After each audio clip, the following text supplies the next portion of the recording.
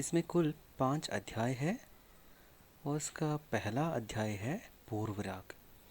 इसमें राधा की अनंतिम प्रतीक्षा का वर्णन कवि ने किया है। इसमें 5 गीत है, पहला गीत, दूसरा गीत, तीसरा गीत, चौथा गीत और 5वां गीत। प्रत्येक के बारे में हम विचार करेंगे। पहला गीत इस तरह शुरू हो रहे हैं। ओ पथ के किनारे खड़े छायाधार पावन अशोक वृक्ष, तुम ये क्यों कहते हो कि तुम मेरे चरणों के स्पर्श की प्रतीक्षा में जन्मों से पुष्पहीन खड़े थे। यह कवि रूढ़ि है, अशोक वृक्ष नव युवती के समीप के कारण खिलता है। इस कवि रूढ़ि का चित्रीकरण यहाँ हुआ है। राधा के कारण अशोक वृक्ष खिलता है। इससे कवि हमें ये बताना चाहता है कि राधा उतनी सुंदर है, नहीं तो दूसरे शब्दों में उतनी रूपवती है। प्राकृतिक रूपकों का प्रयोग, पेड़ के माध्यम से अपने आप का प्रफुल्लित करना आदि यहाँ हम देख पाएंगे।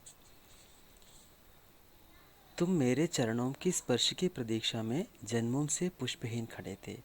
ऐसा क्यों राधा अशोक वृक्ष से पूछ रही है।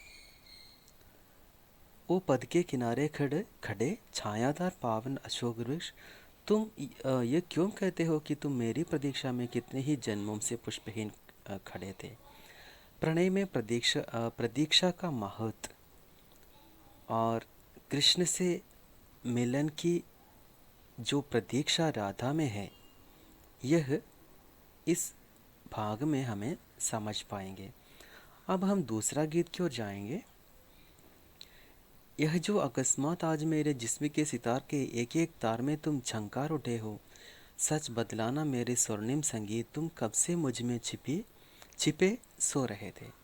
राधा कृष्ण से पूछ रही है, तुम कब मेरे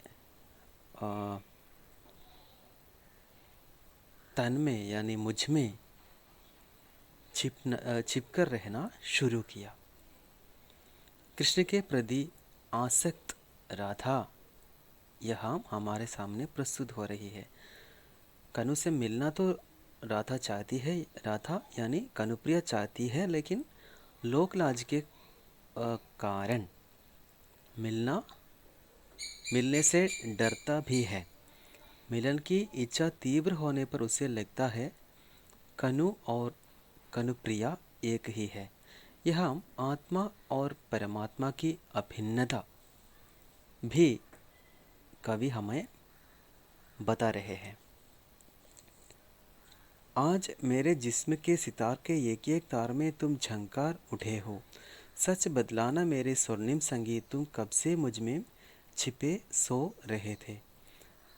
कनुप्रिया के मन में कनु का स्थान कितना गहरा है, यह हम समझ सकते हैं। सुनो सच बदलाना मेरे स्वर्णिम संगीत, इस क्षण की प्रतीक्षा में तुम कब से मुझ में छिपे सो रहे थे। अब हम तीसरा गीत की ओर जाएंगे।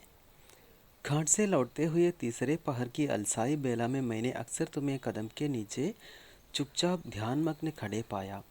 मैंने कोई अज्ञात वन देवता समझ कितनी बार तुम्हें प्रणाम कर सिर झुकाया।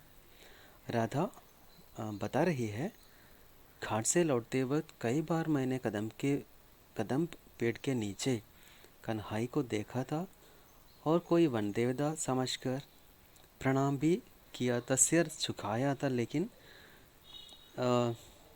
तुम खड़े रहे अडिग निर्लिप्त वीतराग निश्चल। उन शब्दों को देखिए आप लोग, अडिग निर्लिप्त वीतराग और निश्चल। तुमने कभी उसे स्वीकारा ही नहीं। जैसे हमें मालूम है, हमें किसी प्रणाम करते हैं तो हम उनको भी प्रणाम करते हैं, लेकिन कन्हई ऐसा नहीं किया।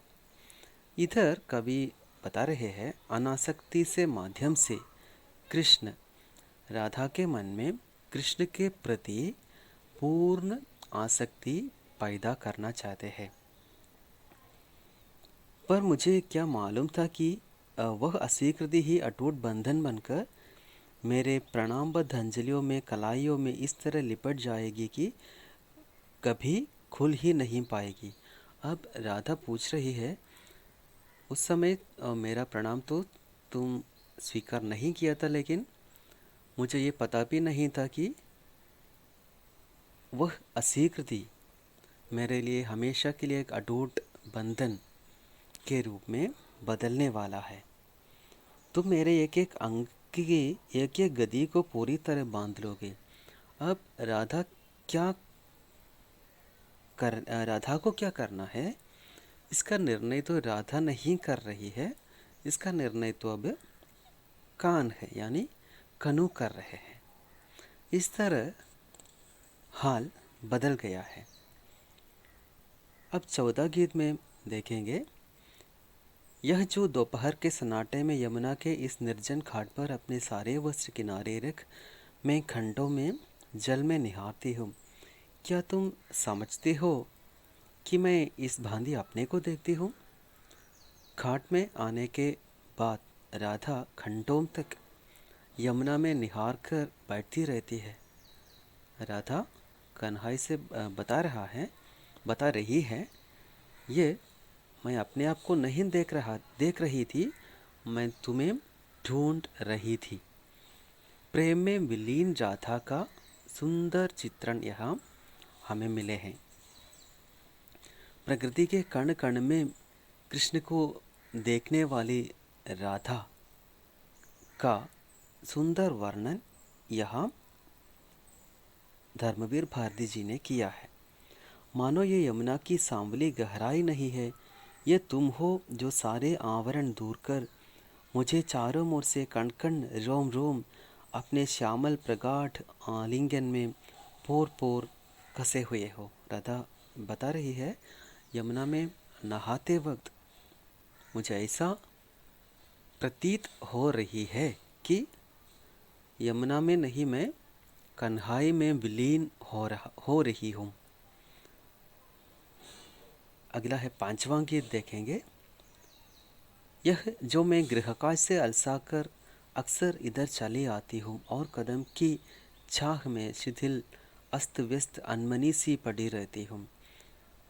गृह कार्य करने का वक्त है अभी, फिर भी मैं ये बात मैं भूल रही हूँ और सब कुछ भूलकर यहाँ आकर जिस जगह में कन्हैया आने की संभावना है वहाँ आकर मैं सब कुछ भूलकर खड़ी हो रही हूँ। यहाँ राधा की समर्पण की भावना, नहीं तो राधा की समर्पण हमारे सामने कवि प्रस्तुत कर रहे हैं। ये पछतावा अब मुझे हर क्षण सालता रहता है कि मैं उस रास की रात तुम्हारे पास से लौट क्यों आई। रासलीला के बारे में हमें मालूम है, राधा अपने आप को अभी कोस रही है। उस रासलीला के रात मैं जल्दी वहाँ से अपने घर चली गई थी, अब मैं अपने आप को कोस रही हूँ, क्यों चली आई इतनी देर से। तुमने तो उस रात की रात जिसे अंशतः भी आत्मसात किया, उसे संपूर्ण बनाकर वापस अपने अपने घर भेज दिया। उस दिन भगवान से मिलने का और उसमें विलीन हो जाने का मौका ढेर सारे गोपिकाओं को मिली थी, ये मुझे बाद में पता चला। पर हाय, वही संपूर्णता तो इस जिस्म के एक एक कण में बराबर टीसती रहती है तुम्हारे लिए। अब मैं चाहती हूँ कन्हैया में विलीन होने के लिए, और जब वापस नहीं माना चाहती तब मुझे अंशतः का ग्रहण कर संपूर्ण बनाकर लौटा देते हो।